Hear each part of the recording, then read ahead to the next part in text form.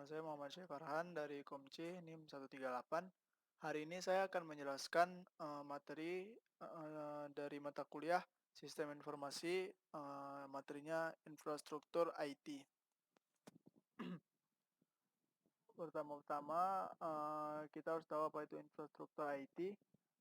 Infrastruktur IT adalah sekumpulan perangkat fisik dan perangkat lunak yang diperlukan untuk mengoperasikan perusahaan. Komponen infrastruktur IT antara lain perangkat keras komputer, ada software, ada layanan manajemen data, layanan integrasi, sistem telekomunikasi atau jaringan, aplikasi perangkat lunak perusahaan, misalnya SAP, Oracle, Microsoft, BA, PeopleSoft, dan sebagainya. Kemudian ada platform internet, yang komponen-komponen ini akan saya jelaskan nanti. Jadi intinya infrastruktur IT ini adalah sekumpulan sistem untuk menjalankan sebuah perusahaan agar perusahaan itu bisa berjalan dengan baik, baik secara service maupun secara penyediaan server. Kemudian ini ada ilustrasi bagaimana hubungan antara perusahaan, infrastruktur IT, dan kemampuan bisnis. Di sini kita lihat ada bisnis strategi, ada IT strategi, ada information technology. Jadi ketiganya ini saling berhubungan satu sama lain. Kemudian dari ketiga strategi ini dengan informasi teknologi akan menghasilkan sebuah IT service dan infrastruktur, yaitu infrastruktur IT. Infrastruktur IT ini berbentuk customer service, supplier service, dan enterprise service. Jadi ini sangat berguna karena jika suatu perusahaan tidak memiliki customer service itu seperti ada yang kurang karena customer service ini hmm, berguna untuk adanya feedback dari para konsumen. Kemudian selanjutnya ada infrastruktur IT General Purpose Mainframe and Mini Computer. Itu era dari 1959 sampai dengan sekarang. Ini dimulai dari IBM yang memperkenalkan mainframe pertama mereka pada tahun 1958. Kemudian pada tahun 1965, DEC memperkenalkan mini komputer yang memiliki harga yang lebih murah. Kemudian personal komputer era, yaitu era PC itu dari tahun 1981 sampai dengan sekarang. Dimulai dari 81 ketika IBM memperkenalkan PC pertama mereka. Kemudian tahun 80-an dan 90-an itu berkembang menjadi bisa digunakan orang banyak dengan berkembangnya software. Kemudian pada tahun 83 sampai dengan sekarang itu udah mulai masuknya klien dan server era, yaitu klien bisa mengakses data, kemudian akan memperoleh data ke yang diberikan oleh server. Misalnya klien menginginkan data A, kemudian akan diproses dan server akan mengirimkan data yang diinginkan oleh klien. Selanjutnya ada evolusi dari infrastruktur IT. Yang pertama ada Enterprise Computing Era. Itu dari tahun 1992 sampai dengan sekarang. Ini adalah computing dari perusahaan. Ini jenis computing ini menggunakan internet standar dan hanya untuk kepentingan perusahaan. Jadi memakai aplikasi untuk perusahaan. Kemudian computing selanjutnya ada cloud dan mobile computing. Cloud dan mobile computing ini mulai digunakan dari tahun 2000 sampai dengan sekarang dan berkembang seiring tahun sampai sekarang ini masih sangat banyak digunakan dan yang paling populer. Ini cloud computing ini memungkinkan software dan computing power meng-share atau berbagi melalui internet ataupun network yang lainnya. Jadi dia lebih hemat biaya dan jangkauannya lebih luas karena internet jangkauannya sangat luas. Kemudian selanjutnya ada hukum Moore. yaitu kekuatan mikroprosesor menjadi 2 kali lipat setiap 18 bulan. Kemudian kekuatan komputasi menjadi 2 kali lipat setiap 18 bulan. Dan harga komputasi berkurang setengahnya setiap 18 bulan. Jadi dari hukum Moore ini secara tidak langsung mengendalikan orang untuk mengembangkan prosesor secara terus-menerus. Sehingga dengan berkembangnya prosesor, maka biaya yang dikeluarkan akan semakin murah. Ini adalah ada grafik penurunan biaya dalam pembuatan chip. Jadi dari tahun ke tahun itu semakin murah. Nah, selanjutnya ada komponen utama dari infrastruktur IT. Yang pertama ada platform perangkat keras komputer, yang kedua ada platform sistem operasi, OS itu ada seperti Linux, Windows dan sebagainya. Kemudian ada aplikasi perangkat lunak perusahaan, berbagai macam software enterprise seperti IBM dan sebagainya. Kemudian ada manajemen dan penyimpanan data. Kemudian ada platform jaringan atau telekomunikasi, ada platform internet, dan layanan integrasi sistem konsultasi. Ini gambarannya.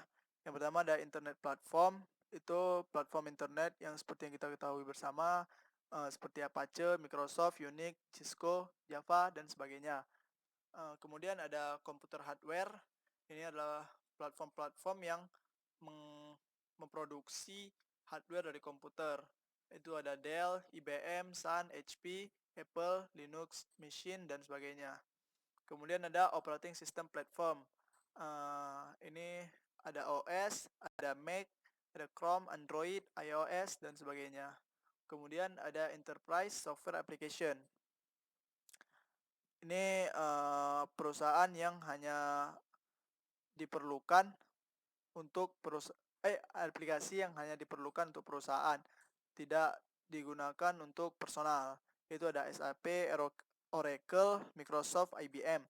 Kemudian ada perusahaan penyedia jaringan telekomunikasi. Itu ada Linux, Novell, Cisco, Alcatel, dan sebagainya. Kemudian ada konsultan dan sistem integrator. Itu ada konsultan IT, itu ada IBM, HP, dan sebagainya. Kemudian ada data management and storage. Ini adalah perusahaan yang mengembangkan penyimpanan data pada komputer. Yaitu ada IBM, DB itu, ada Oracle, SQL Server, Sybase, MySQL, dan sebagainya. Kemudian ini ada tren platform perangkat keras dari zaman ke zaman. Yang pertama ada di platform digital mobile. Itu ada cellphone. Cellphone itu mungkin waktu itu masih berkembangnya Nokia. Itu cellphone ini memungkinkan orang untuk telepon dan SMS saja, belum bisa mengakses internet. Kemudian timbul era baru yaitu era smartphone. Itu dimulai dengan revolusi iPhone tahun 2007. Kemudian diikuti oleh Android. Ada beberapa jenis computing. Yang pertama, ada grid computing. Grid computing ini adalah komputasi jaringan yang melibatkan pengoneksian berbagai jenis komputer yang berada pada lokasi geografis yang berjauhan ke dalam suatu jaringan tunggal yang menciptakan superkomputer yang sangat baik. Kemudian jadi virtualisasi ini adalah proses penyajian serangkaian sumber daya komputasi sehingga memungkinkan orang user mengakses tanpa dibatasi oleh fisik ataupun lokasi geografis.